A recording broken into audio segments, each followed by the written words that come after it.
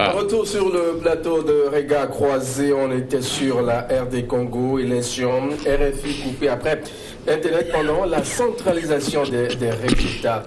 Un fait qui frise un peu le ridicule, Dominique. Non, comme moi je l'ai dit. Vous êtes professionnel Non, oui, mais je suis professionnel, mais je dis, le média c'est une arme. C'est le quatrième pouvoir. Donc ça doit aussi, on doit l'utiliser avec prudence et pour éviter de tomber dans les travers. Mais je ne crois pas que c'est la suspension systématique qui permet donc de résoudre tel ou tel problème. C'est pourquoi je l'avais dit, il suffisait s'il trouve qu'il y a des... Il accuse d'avoir diffusé des résultats. Oui. Or, la direction dit rien n'a été diffusé. Maintenant, si ça ne tenait qu'à ça, il dit non, il n'y a pas de problème. Mais s'il y a d'autres problèmes, il suffit d'appeler, d'interpeller le correspondant et de lui faire quelques remarques et puis peut-être lui permettre de reprendre. Et si entre-temps il récidivait, là on peut l'accuser de le faire avec intention de nuire. Là on peut comprendre, mais pour le moment je crois que... à quoi bon de couper d'avoir pu appeler tous les correspondants étrangers dans le pays pour le... c'est sûrement pour leur dire que bon, voilà ce que votre confrère a fait. Il a servi et que si vous faites la même chose, et voilà ce qui vous attend. Peut-être c'est ce que Robert Mende, je crois, le ministre de la Communication, a essayé de faire. Mais moi, je crois que ce n'est pas la meilleure solution. Il faut que le média soit toujours juste un mot et puis on passe... Non, je crois que moi, j'ai déjà caricaturé la situation. Hein. Vous savez, dans des pays où c'est pas ouvert donc à la démocratie, c'est ces gens-là de travers qu'on remarque très souvent. Je crois que l'intervention de Dominique tout à l'heure apporte de l'eau à mon moulin parce que lorsque vous n'avez pas de preuve matérielle et que vous rêvez, moi je peux le dire, vous rêvez que la personne a diffusé des résultats, vous n'avez pas de preuve matérielle, à quoi bon sanctionner la personne? Alors, si aujourd'hui, on comprend que cette sanction y anguille sous roche, on veut quand même faire taire RFI, on veut faire taire les chaînes qui disent la vérité, parce que nous sommes moulés, nous sommes dans une mouture donc de ne pas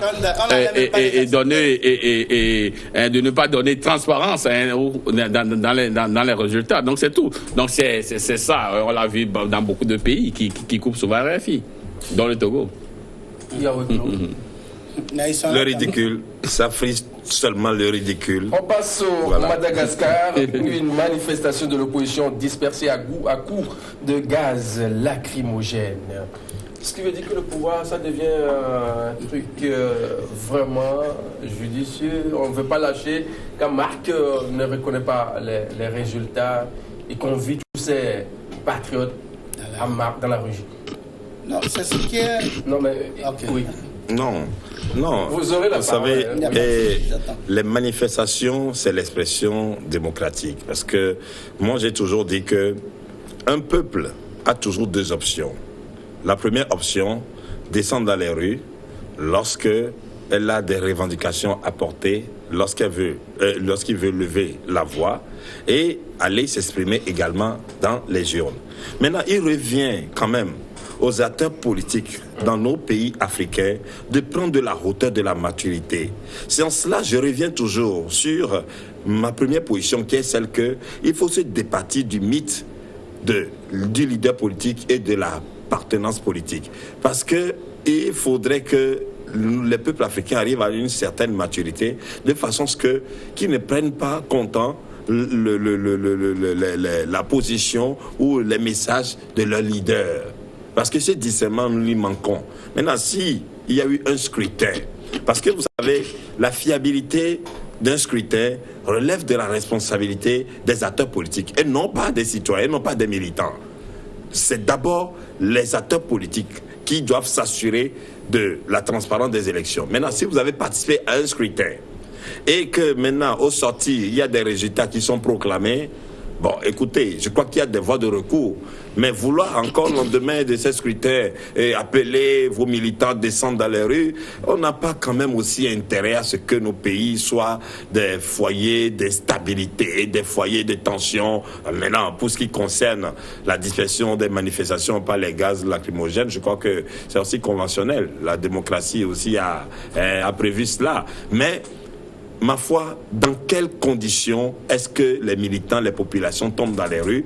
Alors maintenant, si ce candidat regroupe des preuves vraiment réfutables de fraude et qui démontrent que les résultats proclamés ne sont pas et ne répondent pas à l'expression de la souveraineté du peuple, je crois qu'en tant qu'acteur politique, il doit pouvoir avoir un carnet d'adresses, il doit avoir des possibilités de pouvoir faire prévaloir ces preuves-là, autre que de vouloir créer encore une tension. Je crois que ces mouvements doivent être, ma foi, une alternative, c'est-à-dire un dernier recours, et non pas que cela se rassemble à un mouvement d'humeur, comme on le voit toujours avec nous les Africains, où on veut toujours être émotionnel, se verser dans la passion.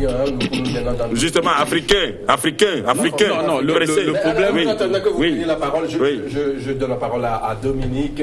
Comment un ancien président ne peut pas quand même accepter les résultats, le verdict des urnes? Là, c'est ce qui est vraiment... curieux. Marc Ravalomanane était là. Les deux d'ailleurs sont des anciens chefs d'État. Et Ange Rajolina, comment il s'appelle? Et Marc, les deux ils étaient des anciens présidents. Bon, maintenant, moi, quand je m'appuie sur les observations relevées par les observateurs de l'Union européenne, qui disaient qu'au cours de ce processus, ils ont vu que les deux camps ont distribué beaucoup d'argent. Alors, ça veut dire que la fraude, la tentative de fraude était dans les deux camps. Bon, maintenant, quoi qu'on dise, il faut forcément un gagnant.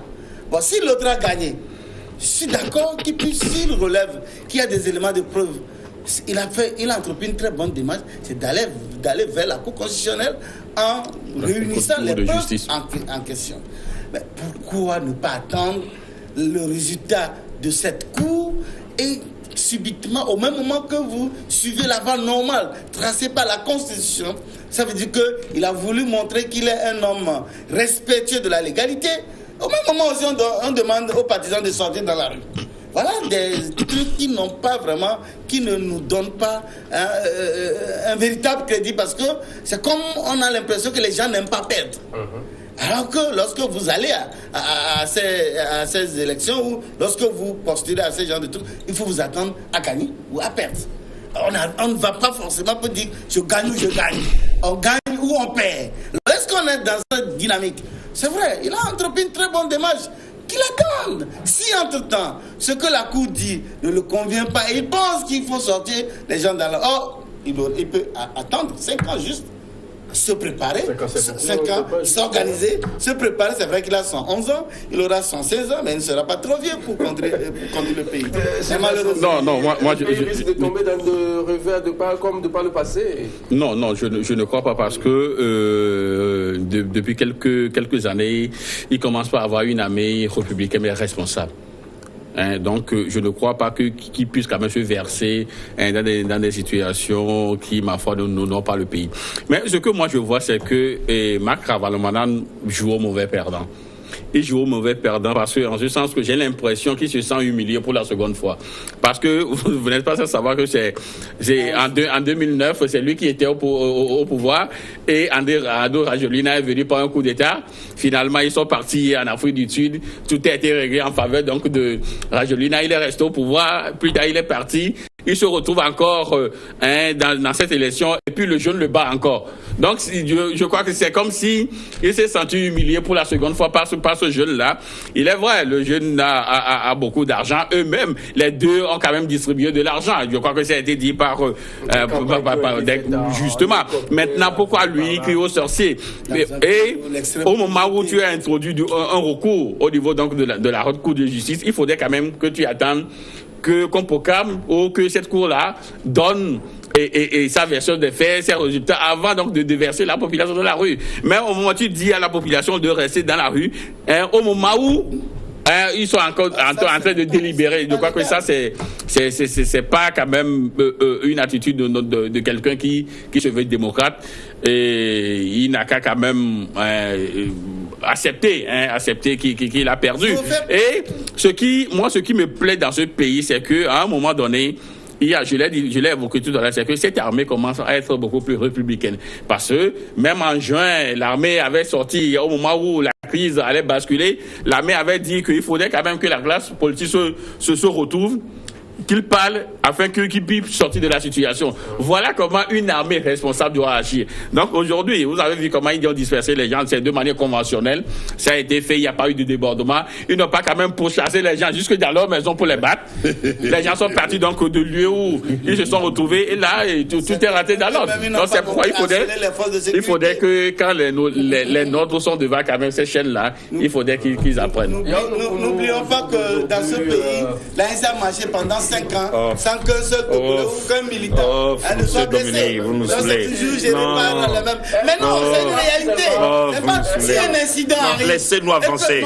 Laissez-nous avancer. Et vous voulez laissez-nous avancer. Laissez-nous avancer. Oh là là, laissez-nous avancer. Est-ce que c'est pas le peuple qui a finalement tranché en faveur de Rajoli? Mais c'est lamentable, c'est triste. Nous les Africains, c'est vraiment dommage. Parce que vous savez, des leaders qui se sont fondés sur la corruption, l'achat de conscience pour accéder au pouvoir, qu'est-ce qu'ils peuvent, une fois au pouvoir, qu'est-ce qu'ils peuvent offrir? Qu'est-ce qu'ils ont offert? Ils n'ont rien à offrir que la corruption. C'est dommage, c'est triste, c'est lamentable. Ce n'est pas comme ça que nous l'apprenons des Blancs. Réveillons-nous. Moi, c'est tout ce que moi je dis. C'est dommage. La corruption, achat de conscience. Mais ça veut dire que vous voulez toujours que ce peuple reste toujours confiné, embrigadé, emprisonné. Non, or qu'un pays ne peut évoluer que par une constitution harmonieuse. Et cette constitution harmonieuse requiert une certaine prise de conscience, un engagement citoyen responsable, de façon à ce qu'il faut conjuguer toutes les énergies, tous les efforts pour, dans un esprit de créativité, d'ingéniosité, de savoir-faire, de construire le pays. Mais lorsqu'on veut toujours se verser dans les achats de conscience, etc., donc ça veut dire que nous avons toujours du chemin à faire et nous faisons toujours du surplace. C'est dommage. Voilà. Est-ce que le pays ne risque pas d'être un peu mouvementé pendant les 5 années qui viennent là? C'est ce qui est dommage. Or, le pays a besoin plutôt d'une stabilité pour avancer dans le développement. Parce que moi, je dis, c'est ça, il faut jouer au fair play dans la politique également. Vous allez à une compétition, vous perdez, et vous mettez vos militants dans la rue pour empêcher l'autre de gouverner. À supposer demain aussi, vous gagnez. Et l'autre aussi devait ses militants.